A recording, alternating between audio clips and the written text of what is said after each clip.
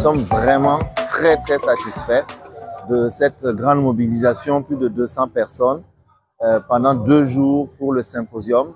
La troisième journée se termine demain, mais pour le symposium, nous avons connu vraiment une très grande mobilisation et nous sommes très satisfaits des discussions qu'il y a eu sur le développement urbain, sur le rôle de l'urbaniste en temps de crise, en passant par la gouvernance, ensuite la résilience, la mobilité, l'assainissement et enfin le logement abordable et la précarité urbaine. On a vraiment abordé l'ensemble des sujets pour vraiment être armés et surtout armer nos gouvernants pour la prise de décision en faveur de villes plus sûres et bien aménagées pour le bonheur des populations. Il y a eu des recommandations fortes issues de ce symposium. La première est de renforcer la coopération sous-régionale au sein de l'AES et il y a eu un manifeste de Ouagadougou qui a été pris pour former la confédération des ordres d'urbanistes de l'AES. Il y a eu également d'autres recommandations à l'endroit des gouvernants, notamment pour rechercher des financements, des sources de financement pérennes pour soutenir le développement urbain.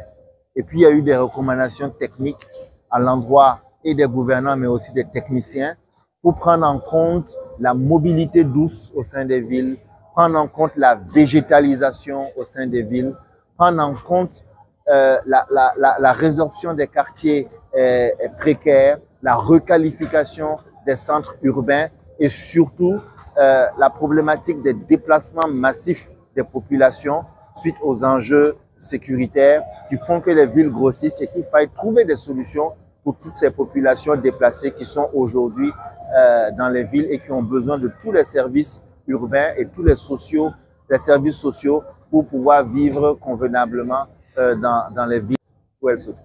Alors, l'Ordre des urbanistes a bénéficié d'un site de la part du gouvernement du Burkina Faso pour justement ériger son siège.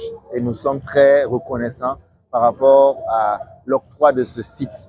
Et il nous appartenait d'ériger notre siège et nous avons préféré développer la créativité au sein des jeunes confrères, architectes, urbanistes, ingénieurs. Et nous avons lancé un concours pour justement avoir une idée sur l'aménagement de notre siège. Et comme vous le voyez, les résultats ont été communiqués. Nous avons un projet qui a retenu l'attention du jury et nous allons poursuivre la réflexion pour finaliser ce projet avec les experts que nous sommes.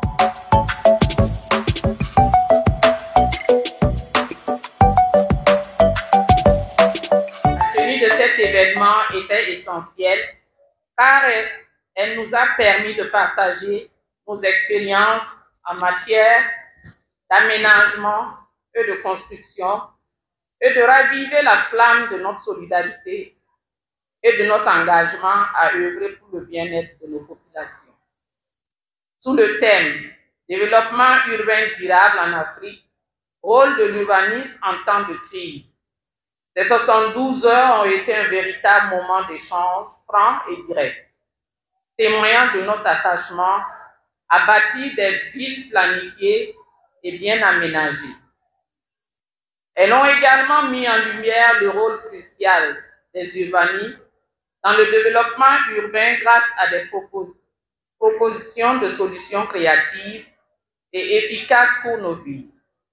Nos 3 pays partageant les mêmes réalités en matière d'urbanisation, cette rencontre a été une belle opportunité de réflexion commune et de mutualisation de nos efforts pour une planification harmonieuse de nos villes. Avant de clore mon propos, je tiens en tant que coparrain des 72 heures de l'urbanisme à réaffirmer le soutien de mon département à cette initiative, afin qu'elle se pérennise pour le plus grand bonheur de nos populations. Nous avons apprécié l'écoute et la volonté d'accompagner les urbanistes dans leur mission au service du développement durable de nos villes. Je tiens également à remercier chaleureusement les délégations étrangères qui ont honoré cette rencontre de leur présence et ont enrichi nos discussions par le partage de leurs expériences et l'expertise. Vos contributions ont permis d'élargir notre vision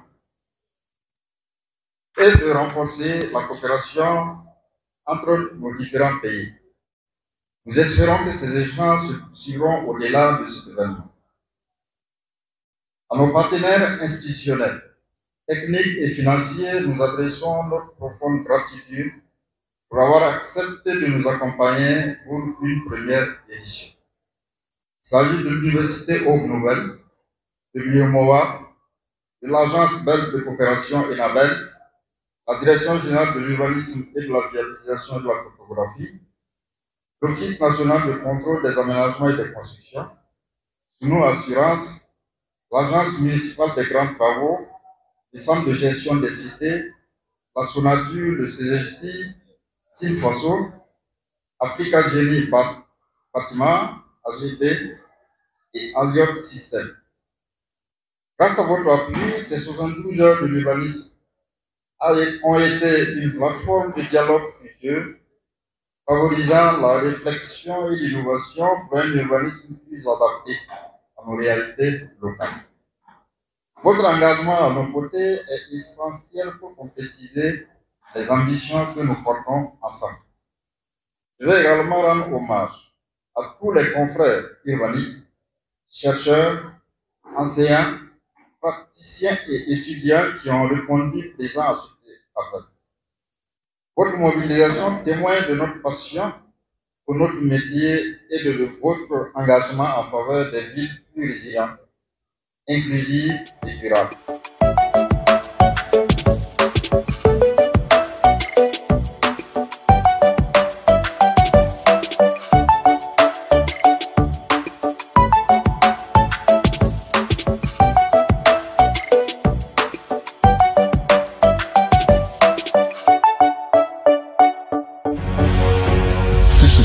Une autre facette de l'information au Burkina Faso.